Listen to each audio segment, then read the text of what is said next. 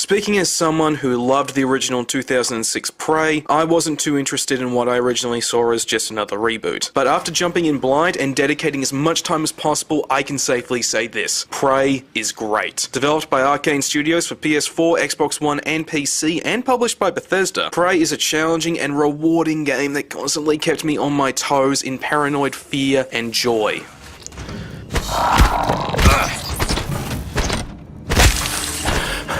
Now, the story puts you in the shoes of the researcher Morgan Yu, who finds himself trapped on the Transtar space station of Talos 1, which has been overrun by the murderous aliens known as the Typhon. The story is a pretty standard affair, and it's not going to win any awards for originality. Morgan has amnesia, tries to find out what happened while getting his memories back, and at some point he stumbles into a conspiracy involving the aliens. But for what it is a solidly written story, but if you do find the main narrative to be lacking, there are additional characters you can run into who not only offer side quests, but additional personal stories that build on the overall narrative of the game. A particular highlight for me is a vindictive man who impersonates the station's cook in a bid to get back at Morgan's family. There's also the benefit of these organically padding out the game's runtime if you find it to be too brief.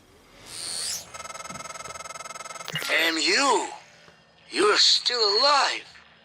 Good.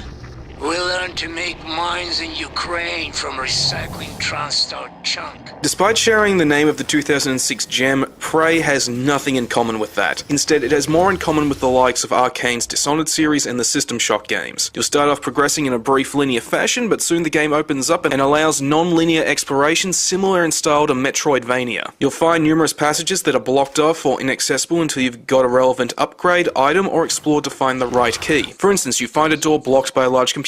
If you have the upgrade strength, you can simply lift it and throw it. Or maybe you have a recycler charge. Throw it and destroy the computer while also getting some crafting materials. Or if none of these are available, just explore the environment and find a maintenance hatch to bypass it, or one of the two necessary resources to get around it. The term play your way gets thrown around a lot these days, and it usually just boils down to pick your approach in this huge-ass sandbox. But with Prey, this really is play your way. The game has been built from the ground up to complement numerous play styles, as well as for improvisation on the part of the player, giving this game values of depth greater than something like the last Assassin's Creed could have only dreamed of.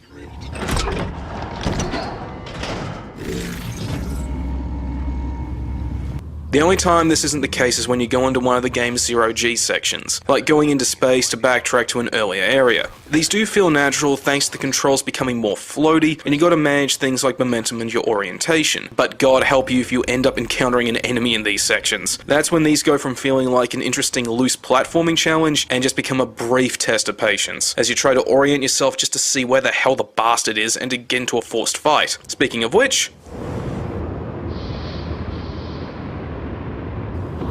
like the exploration, combat is very versatile and gives a great deal of options to the player in how to handle the Typhon threat. Stealth, head-to-head combat, and using the environment are all perfectly valid tactics. Where the challenge comes from is how the Typhon have a great diversity of abilities, whereas Morgan has limited resources and has to ration almost everything, while also anticipating a threat that just might be around the corner. Just like Resident Evil 4. One of the best examples of this are the much-touted mimics, little head crab turds that disguise themselves in the environment before jumping out at you. Thanks to this and the resource management, these guys turn Prey into a genuine horror game, with plenty of organic moments of paranoid dread where you're just going to be slamming your wrench into every piece of the scenery to lure one out, which admittedly never loses its own comedic edge.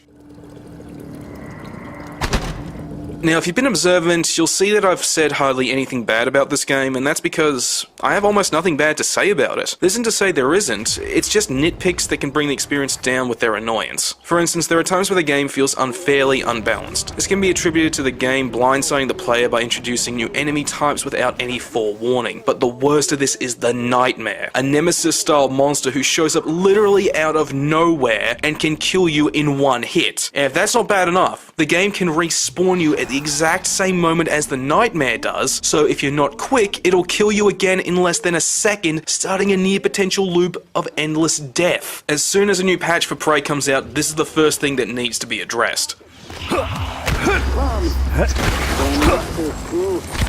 Then there's the art direction. It's a creative mix of modern sci-fi and retro-futurist aesthetics, but it's just such a shame this creativity was not carried over to the Typhon. They all just look so samey as either lazy blobs of Cthulhu tentacle shadows or hulking humanoid shadows who wear different coloured shirts. I mean, we've got hallways and foyers that are stylized after 1960s architectural trends with elements of Soviet-era constructivism in there, so why the hell are all the enemies just all these blobs of shadow tentacles?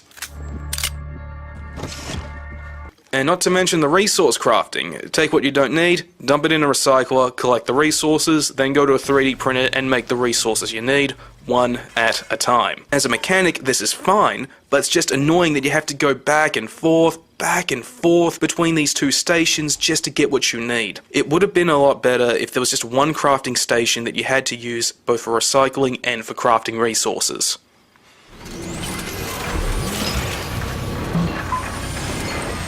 Now, I could spend even more time praising Prey, but I've said all I need to. Prey is a great game that is going to soak up your time like how SpongeBob soaks up Krabby Patties. Like every game, there are some issues, but here they're only minimal ones. They don't detract from the overall experience in a major way, and they sure as hell aren't going to put you off it. Prey is worth getting. You're not going to like what I have to say next. You have to destroy Talos 1. The research, the Typhon, nothing can survive. Hey, thanks for watching this video, really appreciate it. It's great to finally get this out there. Hey, better late than never, I suppose. Anyway, in terms of game videos this month, I'm going to be doing a showcase on some MMOs, and I'm also going to take a look at Get Even. And in terms of the movie reviews, I'm going to be getting as many of them out as soon as I can, and I'm also open to get a look at Spider-Man Homecoming while it's still showing. Ears open I can. Anyway, if you saw this on YouTube, don't forget to like, favorite, and subscribe. Or if you saw it on VidMe, then how about you give me a tip or two if you really like this? I'd really appreciate that. Anyway, I got all that and more coming out, so stick around.